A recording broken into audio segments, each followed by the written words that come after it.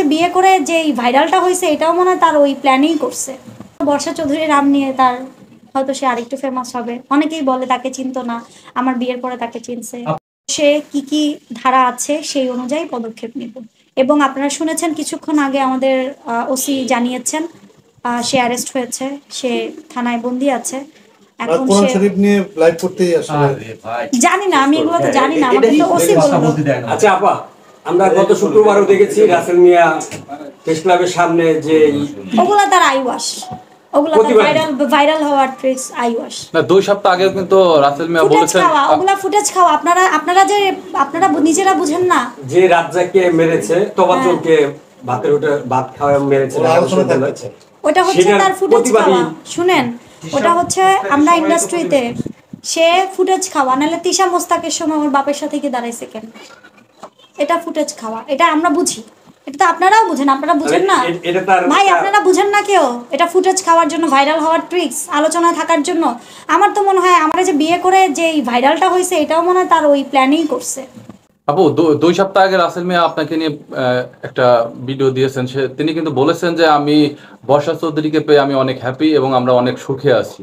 না, ওইখানে এটাও বলছে, এটা তো বলছে, এটা বলে আবার এটাও বলছে যে বিয়ের আগে আমি তার বাচ্চা কাচ্চা দেখিনি। না, এটা বলছে না, এই তো সে ফুটেজ খাওয়ার জন্য। এখন আমার নাম বেঁচে যদি তার, আমার বেঁচে না সরি, সে যেহেতু এখনো আমার সামনে, আমার তো ডিভোর্স হয় না, ডিভোর্স হবে ইনশাল্লাহ, হয়েই যাবে। এখন আমার আইনজীবী যা বলবে সেভাবে তো প্রসিডিউর অনুযায়ী আমার আগাতে হবে। তো এখন সে যেইভাবে ফুটেজ খাওয়ার চিন্তা করে, এখন হয়তো বর্ষা চৌধুরীর নাম নিয়ে তার হয়তো সে আরেকটু ফেমাস হবে, অনেকেই বলে তাকে চিনতো না, আমার বিয়ের পরে তাকে চিনছে। আপনার তার সঙ্গে ঘর সংসার করার কোনো চিন্তা ভাবনা আছে কিনা? ক্ষমা করবেন, আমি আমি আমার আমি আমার বাচ্চা, আমার সন্তানদের চেয়ে এবং আমার বাবা মার চেয়ে আল্লাহর পরে পৃথিবীতে আমার কেউ নেই, এবং তাদের জন্য আমি আমার নিজের জীবন দিতে প্রস্তুত। আর এই সংসার তো দূরে থাক, নিজের ভুল বুঝতে পারছেন আসলে রাসেল মিয়া যদি ভুল স্বীকার করে। এবং দেখেন আল্লাহর কি মানে আল্লাহ এমন দয়াশীল আমার প্রতি, চাইলে এমন হইতে পারতো জিনিসটা যদি 2 বছর পরে আমি টের পাইতাম। আল্লাহর রহমতে আমি কিন্তু 4 মাসে টের পেয়ে গেলাম, 3 মাস 4 মাসে কিন্তু আমি তার অ্যাক্টিভিটিসে টের পেলাম এবং আল্লাহ আমাকে ফিল করাই দিল। এটা আল্লাহর রহমত, হেদায়েত এবং দয়া বলবো আমি, যে আমি বেঁচে গেছি, একটা ভয়ঙ্কর কিছু থেকে বেঁচে গেলাম। আল্লাহ আমাকে সেভ করছে।